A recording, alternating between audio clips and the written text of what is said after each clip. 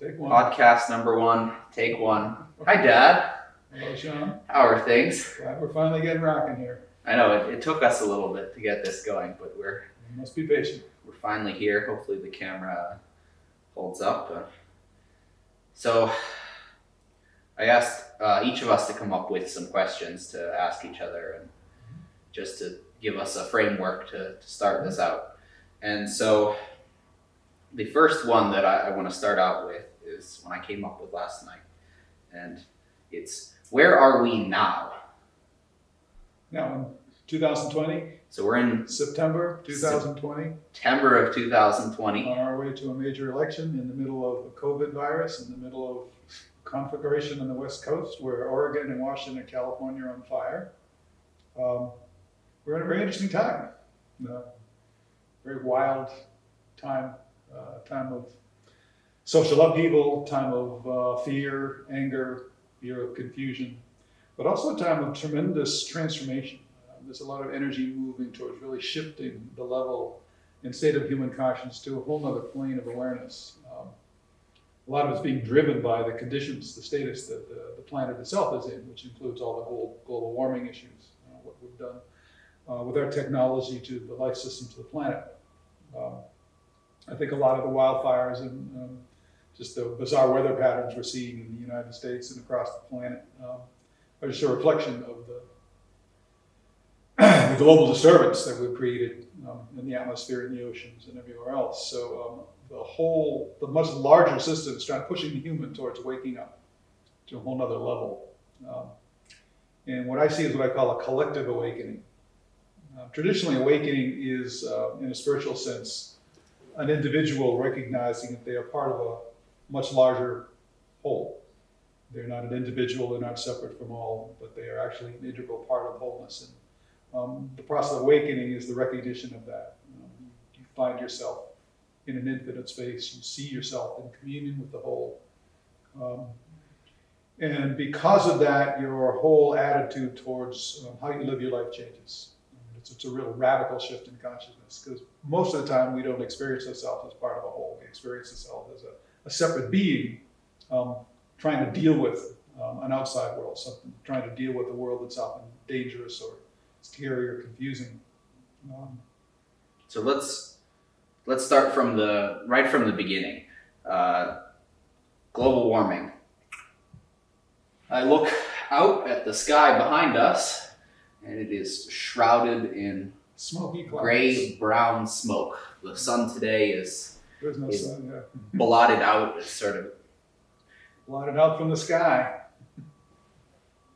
So, I mean, you want proof of global warming. It's so obvious to look at. We don't need proof. I mean, the proof is out there. We just need people to stop, sticking their heads in the sand and denying that it's an issue that needs to be dealt with. Again, that's part of the awakening. One of the dilemmas of the awakening is that there's what's required is an ability to really open your eyes to what's happening at a whole other level. And the climate deniers are stuck in basically the paradigm that the economy comes first. Right. And the economy, whatever the economy needs, goes first. So if we tear down rainforests and pour vast amounts of carbon dioxide into the air and the economy is thriving, that's wonderful, except. That's incredibly short-sighted, but also, human greed has been around a long time, and it's As long as pretty humans have been on the understandable. planet. We've been here a long time. The greed is part of that. I feel separate from things, therefore I feel inadequate. I feel insecure. I don't have enough. So it develops the mindset of what the Buddhists call the hungry ghosts, where there's just never enough. You can never be satisfied. There's always has to be more. And when that becomes a collective phenomenon, that's when there's a major problem. And that's what this collective awakening is all about. There's a component where the collective has to start to recognize, not just individuals who can say, man, here's the science that's proven, but the collective has to be able to acknowledge it. People who may not be scientists, people who may not be study this, or they still have to recognize that, wait a minute, that we're in the midst of something. So the second part of the collective awakening, that's more than the spiritual component of what I call awakening to the transcendent, awakening to your sense of wholeness. And that's a sense of awakening to another level of maturity. Let's go to the classic example of our current time, where white America is waking up to the fact that we've been oppressing the black community for 500 years, doing everything we can to keep them from having any possibility of success. And we're just waking up to that. I mean, individually, there have been glimpses of white people waking up to that. There was civil rights action back in the 60s where individual white people would go down and march with Martin Luther King and protest and have sit-ins in restaurants and whatever. But, it was a handful of people, and the collective basically had very little interest in it. So only really in 2020, with the murder of George Floyd and various and sundry other ways in which our cell phones and our ability to monitor behavior through video, there's been a collective recognition that there's much more going on than we have recognized. And the black voices are actually being listened to for the first time by white people. And people are saying, oh my God, what you're saying is true. And not only are they listening, they're actually starting to feel it, and that's the link. That's when it becomes a real awakening. It's not just an intellectual abstraction. It's not a philosophy. It's not a belief. It's like, it's a very gut and heart connection to, this is really happening. My God, there's a tremendous amount of pain and suffering we've been inflicting upon you as a culture, as a society for 500 years. And we need to do something about it. It's like a disease or a virus in the culture that affects everybody. So that awakening is really a movement to another level of recognition of the common humanity of other humans.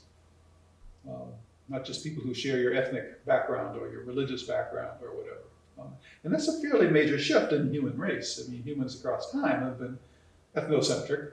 My group is holders of the truth, and everyone else is a heathen or dangerous or an enemy or not worthy of consideration. So let's talk a little bit about why this is able to happen. And I think you nailed it earlier. You brought up, well, I don't actually have mine in my pocket, but the cell phone, the ability to have all of the information of all of humanity's knowledge at your fingertips. You just have to know what to look for. And there's a couple things with that. One is you can access any set of information if you know what you're Googling for. And the other is, everyone walks around with the camera. So if you spot an injustice, you're able to film it, and that video is then disseminated out into the world, and it keeps people from being able to ignore what's right in front of them. Or deny. Yeah, or just pretend that it's not happening, or, George Floyd was the catalyst. Well, the denial, that's the classic part. I mean, it's one thing to ignore it, one thing to deny it's even happening. Just say that didn't happen. You must have made that up, right? So why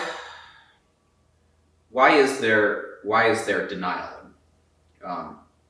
Fear, definitely fear. I think that at a very deep level, in order for anybody to feel someone else's pain, they have to be able to feel their own pain. Right. That's a major leap in empathy, we call it, in the human condition, is that you see somebody suffering and you can feel that. It means that you know how to feel your own suffering. And I think there are a lot of people who've had their own suffering that they don't have the emotional skills, they don't have the social support to actually experience their own suffering in a way that's safe, in a way that's allows them to express it in a way that is safe to them. And I think that's a huge obstacle. So basically the feeling was, I don't want to feel your pain. I don't even want to hear stories of your pain. It's not my pain. I didn't even know about my pain, so I don't want to go near yours. Whereas there's no other. I mean, it's that what the collective leap basically says is, your pain is my pain. We're all in this together. You literally begin to feel a link to other humans. You feel your common humanity.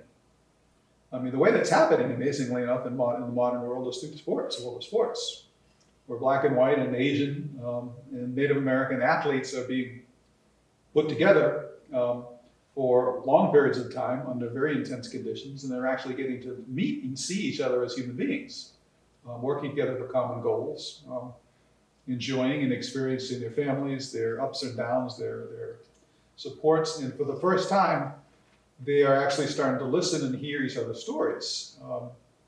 And it's because the African American athletes suddenly have financial power because of their success in the sports industry. They actually have access to media. They actually have access to the public arena for the first time in history. You know, again, white people have done a wonderful job of preventing blacks from having any space in the community for having a voice. And they had to fight their way in every possible way. And through the amazing, I mean, black doctors don't have a collective voice. Black teachers don't have a collective voice.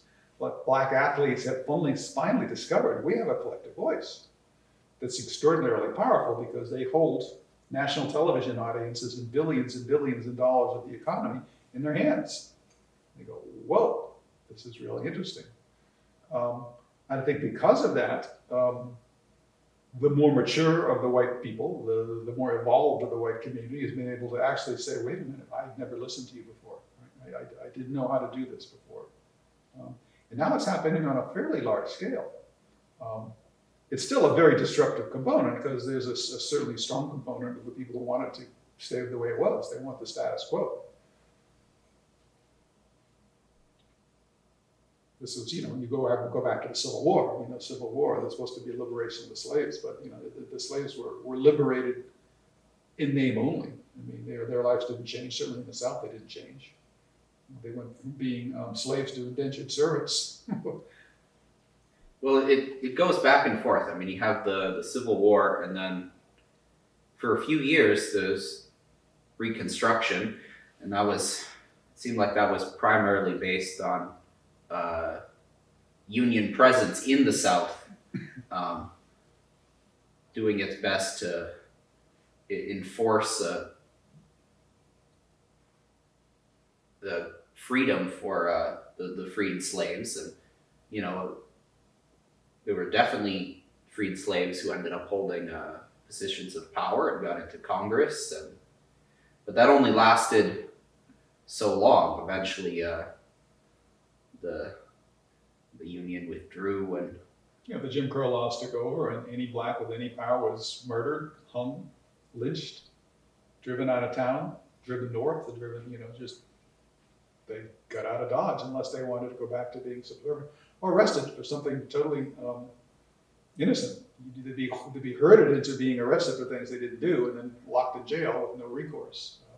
Yeah, they'd come up with their obscure laws that they could, you know, arrest people for loitering or whatever, and then it became like the slave system again, where you'd arrest people and then you'd put them back to work on the plantations. Exactly. Because that's it's because it became indentured servitude, where you know, it was just rather than outright slavery, and you know the plantation owners taking advantage of. They bought into the criminal justice system. It was all the same. It was as crooked as you could get. You know? No doubt. Yeah. So it's. And then again, history. You know, talk about white people not recognizing history. I mean, there's a fascinating story of what happened in Oklahoma back in the 20s or 30s. I forget exactly when. But there was a very successful black middle class, doctors and lawyers and insurance people, and just basically a thriving black community. The white people got hysterically terrified of a successful black community. So what did they do? They went and burned it down and murdered hundreds of people and drove everybody away. And then it was erased from history. It's just like it never happened. The police said, we didn't know anything happened. You know, the local politicians, we don't know anything about it happened. It's only really in the last few years that this has come back to light. Similar thing happened in Michael Jordan's hometown, Wilmington, North Carolina, where again, a very successful middle-class community got too popular, too successful, and they scared the whites. The whites did the same thing. They went in and burned it down, burned down the buildings, burned down the businesses, and killed who they could. And the police, you know, the political structure So we didn't see anything. Nothing happened around, we know. So the ability of the power structure to continually repress and suppress any attempt of the African American to just lead a normal life, it's been the reality of their culture for up until the present moment. I mean, that's what's sad. But that's changing. I mean, that's, like finally, this really feels like it's different. This feels like it's a different component. And I think it's connected to a much larger awakening on the spiritual plane, a much larger awakening of the global warming. I mean, I think it's all tied in together. There's a collective recognition that there's a whole lot that's going on that needs to be addressed. And it needs to be addressed from a place of wholeness. It needs to be addressed from a place of inclusion and not exclusion. It needs to be addressed from a place of love and compassion and science and wisdom, not anger and fear and separation. And it's amazing that it took a global pandemic to really throw people into a state where they were forced to examine these issues. And now, so it seems like things are moving in the right direction across the board, and they have been for many years, but I don't think we're anywhere even remotely close to the end goal. Oh, it's going to take generations. This is it's not even infancy. I mean, this is a generational thing. Your children and their children hopefully will start to see some change as a result of what's happening now. What we're going to see in the next 10 years will be absolutely fascinating to see how it rolls. I mean, my generation is going to be gone, which is good. I mean, we got to clear the plate for the next generation. What fascinates me is that the movement of Black Lives Matter is being driven by the youth, the young athletes. They're all the guys in the 20s and 30s. So the ones who are really, they've got some financial support, they've got stability, and now they're using their platform because they have it. And they're being heard and they're being listened to by a lot of people, not everybody. A lot of people do not want to hear it, including the president. But the fact that this young generation is actually moving in that direction, and the young people are following. It's just like gay marriage. This that just never would've doesn't happened seem in my like generation. That never would've- particularly a big deal to most of my generation. So there's definitely a generational shift that has to take place. Again, some physicist, I forget who it was, Neil Bohr or one of those guys back in the 20s, was asked why it's so hard for the new scientific paradigm to get through. Is what does it take for science to really move forward? He said, one death at a time. Yes. Which is very, old people tend to get stuck in their beliefs. Youth tend to be more flexible. That doesn't mean old people can't be flexible. In fact, a healthy society, everybody's flexible. But the older you get, it seems like the more attached you get to your beliefs, and they ossify. Yeah, exactly. That's the phenomenon. The ossification is a good word for it. They harden, at which point you can't see anything else. If it doesn't fit into your worldview, if it doesn't fit into your particular way in which you interpret the world, you either ignore it, deny it, or attack it. So it's a dilemma when, that's why, we got a 70-something-year-old running for two 70-year-olds running for president. It's two 70-year-old white guys. This is not good. But it's a reflection of where we are. Hopefully this will be the last election ever where we get two 70-year-old white guys. I mean, this hopefully people will look back in history as seeing this as a watershed moment. But who knows? I mean, who knows what's going to happen in the next few months? It's going to be a very turbulent fall, that's for sure. Indeed. Yeah, I'm curious to see what happens. And as I've told you, I'm, not excited at all about either candidate. But you're right, things do seem to be slowly progressing. We seem to be gradually becoming more compassionate and empathetic with each generation. Now, you and I are pretty fortunate, so it's easier for us to say all things are well and good because, despite the pandemic and the fact that our sky is choked with smoke, we're doing pretty well.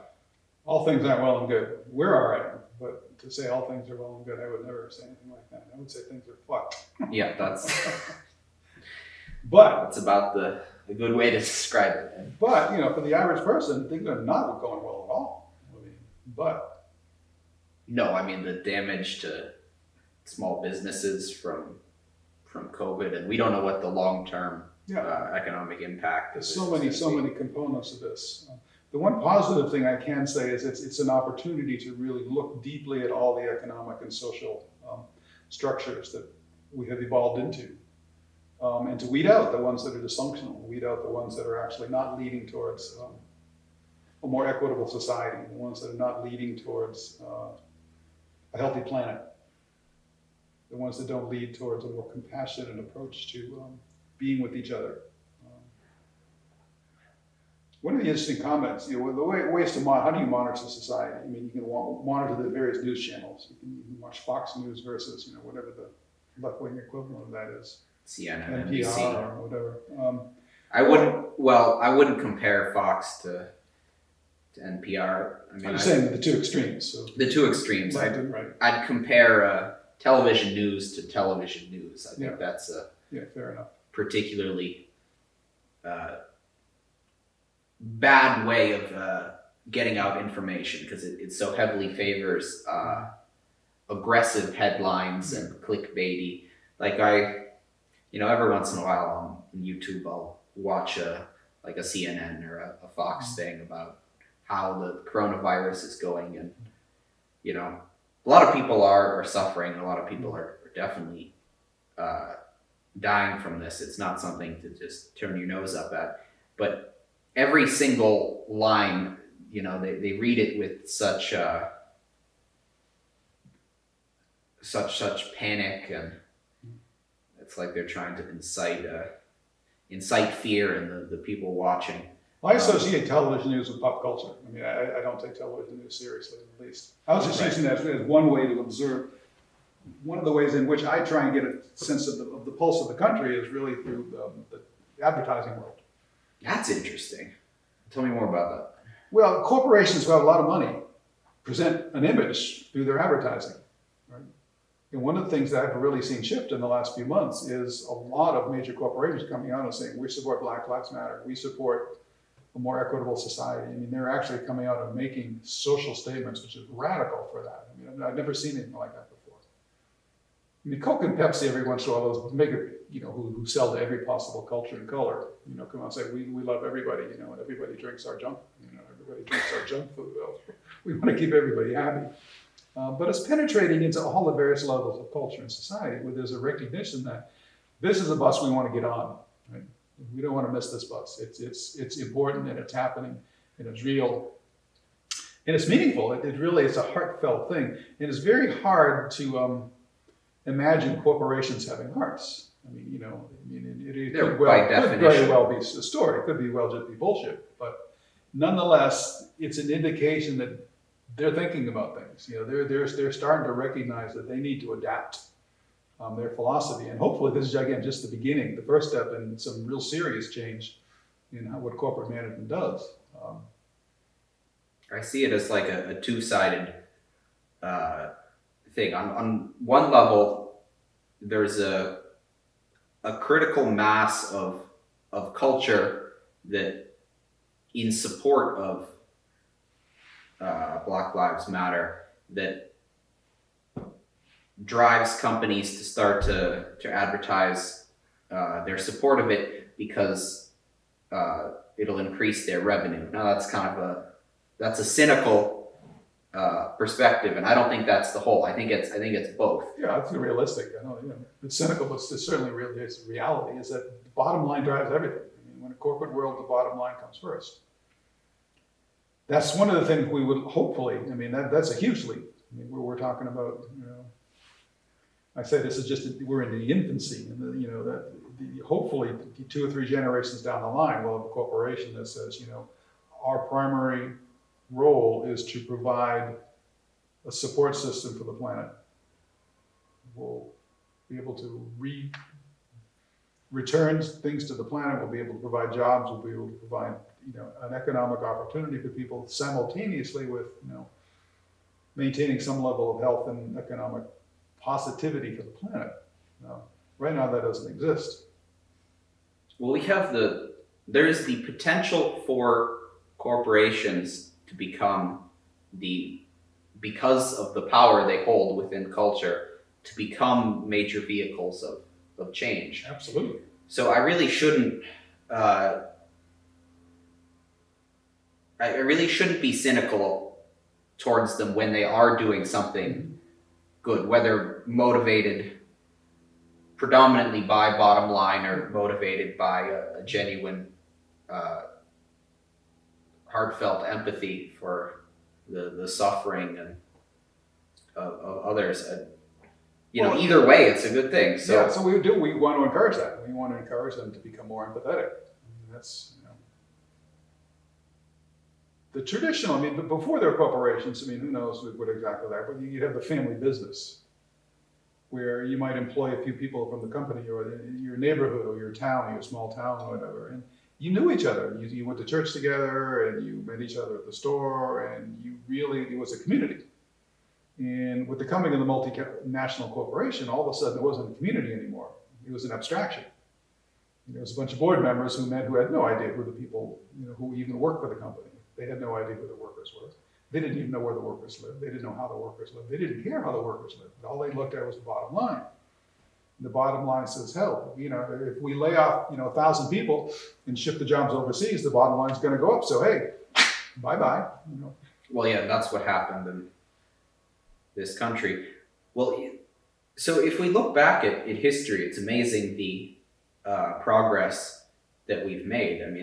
Like the early industrial factories, the working conditions were abysmal for anyone who worked in, it was lots of child labor, and the air quality was bad, and OSHA didn't exist yet. There were horrible safety violations, and things went horribly wrong. You had things like the fire in the Triangle Shirtwaist factory, where when things go horribly wrong, it begins to wake people up to